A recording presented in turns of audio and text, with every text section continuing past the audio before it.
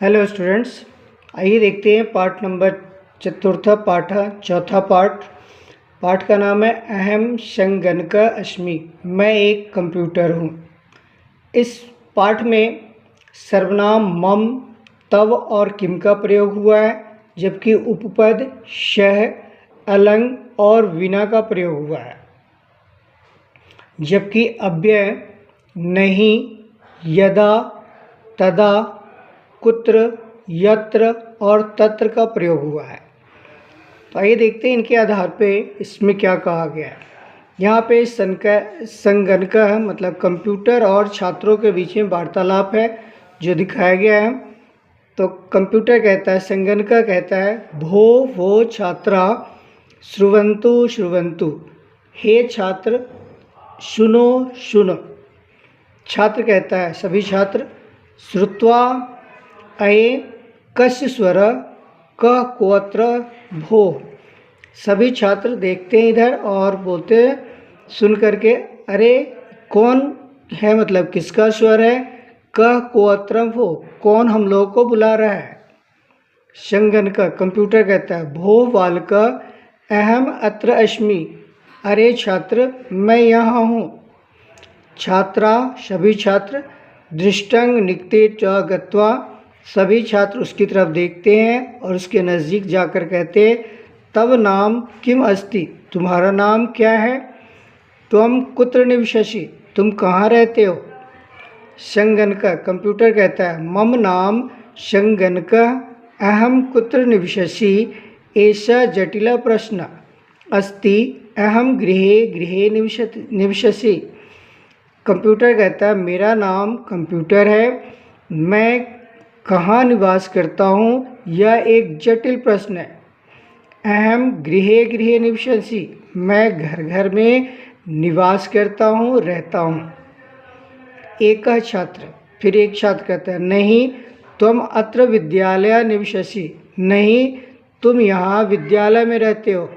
मम गृहे तू तव न निवससि, मेरे घर में तुम निवास नहीं करते हो।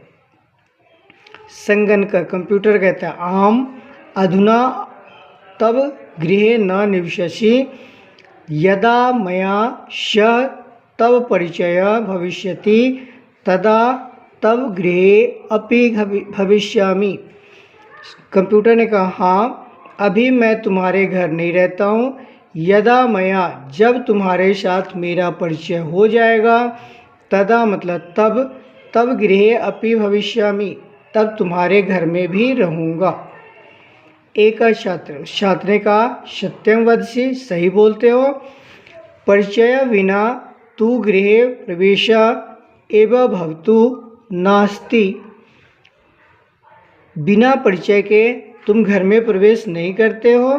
भो संगणक ए कंप्यूटर, तब पूर्ण परिचय कह, तो तुम्हारा परिचय क्या है।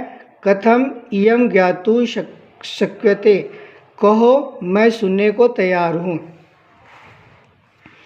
एक छात्र तव परिचय कह, तव परिचय कह, छात्रा कोहला कुर्वन्ति, सभी छात्र मिल करके एक साथ कहते हैं तुम्हारा क्या परिचय है, तुम्हारा क्या परिचय है। तो संगणक मतलब कंप्यूटर कहता है भो छात्रों, अरे छात्र, अलंग कोलाहलं यदा पूर्ण ध्यानं श्रुत्वा तुष्णिं च भूत्वा श्रोतुम, अरे छात्र बिना कोहल किए हुए शांत होकर ध्यान से मेरी बात सुनो। तदा अहम परिचयं ददातु शक्नोमि, जो मैं अपना परिचय तुम्हें दे रहा हूँ उसे ध्यान से सुनो। सर्वे छात्रा तुष्णि तिष्ठन्ति, सभी छात्र शांत हो गए और उसकी बात को सुनने लगे।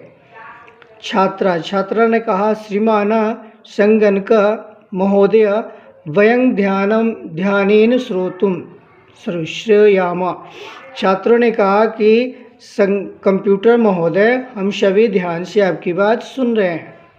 संगणक कंप्यूटर ने कहा सूचनाया संग्रह तासां व्यवस्थायां पुनः क्षिप्रमेव प्रदानम एवं मम कार्यम, सूचना को संग्रहित करना, व्यवस्थित करना और पुनः उन्हें प्रसारित करना।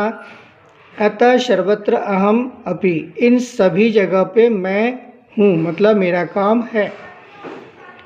यथा विद्यालयस्य परीक्षाकार्ये अंकपत्रनिर्माणे प्रमाणपत्रनिर्माणे च योगदानं कर्तुं।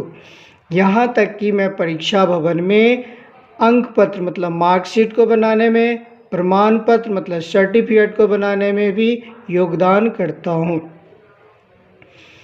अहम इंटरनेट माध्यमेन सूचना वर्षणं करोमि। मैं इंटरनेट के माध्यम से सूचना का प्रसारण करता हूँ, विस्तार करता हूँ। छात्र कहता है संगणक इंटरनेट माध्यम किं भवति, कि छात्र कहता है कि ये कंप्यूटर महोदय ये इंटरनेट माध्यम क्या है। संगणक कंप्यूटर ने कहा इंटरनेट माध्यमेन विश्वम एकनीड़ा भवति। इंटरनेट जो है पूरे संसार का एक घर है, पूरे संसार को एक सूत्र में बांटता है। गृहे एव रेल यानस्य वायुयानस्य आरक्षणं वस्तूनां क्रय विक्रयं ईमेलं संदेश प्रेषणं वेब कार्य द्वारा सशब्द सचित्रं सुंदरं प्रेषणं च भवति। भो बालका किं किं न भवति।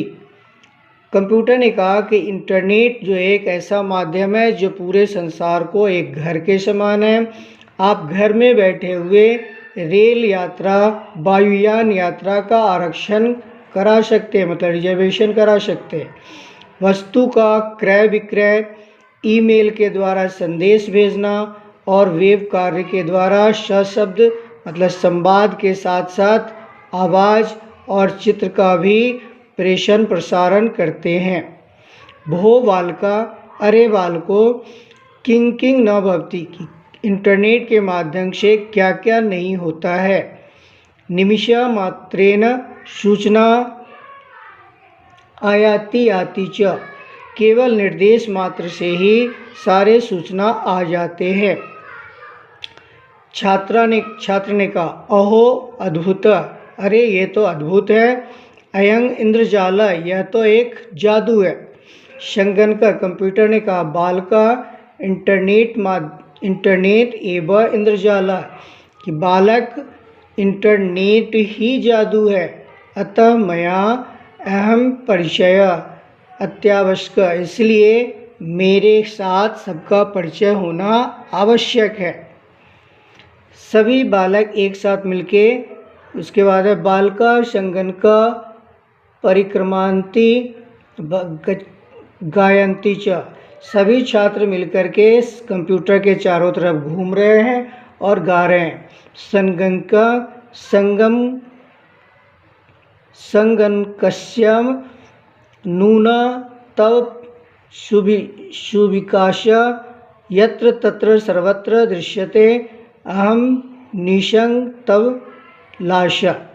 कंप्यूटर आप संग्रह करने का एकमात्र साधन है। नून एवं सुविकाश, आपने बहुत विकास किया है। यत्र तत्र सर्वत्र दृश्यते, आप सभी जगह दिखाई देते हैं। अहं निर्देश त लाश, बिना निर्देश के बाद, बिना निर्देश के आप एक लाश के समान है, एक मृत वस्तु की तरह है। लेकिन आपने बहुत सारा विकास किया है, बहुत सारे सूचना आप प्रसारित करते हैं। तो आइए प्रश्न को देखते हैं।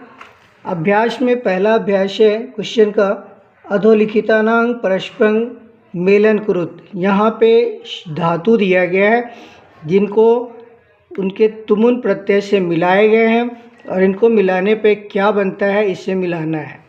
तो पठ को अगर तुम से मिलाएं तो बनता है पठितुम, मतलब इसको पठितुम से मिलाएंगे। खेल को तुम से मिलाएंगे तो ये हो जाए खेलित तुम। खाद को तुम से मिलाएंगे तो खादितुम। इसके बाद गम को तुम से मिलाएंगे तो गंतुम। धाव को तुम से मिलाएंगे तो धावितुम, और क्री को तुम से मिलाएंगे तो कर्तुम। दूसरे प्रश्न में कहा गया है कोष्ठकात् धातूनां तुमुन प्रत्यय रूपेण रिक्त स्थानानि पूरयेत्। कोष्ठक में स्थित धातु के तुमुन प्रत्यय के रूप में रिक्त स्थानों को पूर्ति करें। यहाँ वाक्य दिया है, इनके साथ साथ धातु दिए हैं, इन धातु में तुमुन प्रत्यय को जोड़ करके यहाँ पे बनाना है। जैसे एक उदाहरण दिया है जलं पातुम इच्छामि, यहाँ पे पा धातु है, उसमें तुमुन प्रत्यय लगा दिया तो पातुम हो गया। उसी तरह से भोजनं डैश गच्छामि, यहाँ क्री धातु है, उसमें तुमुन प्रत्यय लगा दिया तो कर्तुम हो गया। आगे पाठं डैश तिष्ठामि, पठ धातु है, उसमें तुमुन प्रत्यय लगा दिया तो पाठितुम। चित्रं दृश्य धातु है, उसमें तुमुन प्रत्यय लगा दिया तो दृष्टुम। धन डैश इच्छामि, या दा धातु है, उसमें तुमुन प्रत्यय लगा दिया तो दातुम। क्वेश्चन नंबर 3 में कहा गया है शुद्ध रूपम लिखत। आपको इन सभी शब्दों का शुद्ध रूप लिखना है। जैसे लिखा है पठतुम, तो पठतुम नहीं होता है बल्कि होता है पाठितुम। उसके बाद है शुद्ध रूप हो गया पाठितुम। खेलितुम, तो इसका सही रूप हो गया खेलितुम। उसके बाद खातुम का सही शब्द जो बनेगा वो हो जाएगा खादितुम। पश्यतुम का सही शब्द बनेगा दृष्टुम, और हस्तुम का सही शब्द बनेगा हसितुम। क्वेश्चन नंबर 4 में यहाँ पे विलोम पदय परस्परं मेलनकृत, जो शब्द यहाँ दिया गया है उनके विलोम इधर दिए गए हैं। आपको इनके विलोम से मिलाना है, उल्टे शब्द से मिलाना है। पहला शब्द है हा, इसका विलोम होगा श्व। दूसरा शब्द है श्वेता, तो इसका विलोम होगा श्यामा। तीसरा है तीव्र, तो इसका विलोम होगा मंदः। चौथा है आद्रौ, तो इसका विलोम होगा अंते।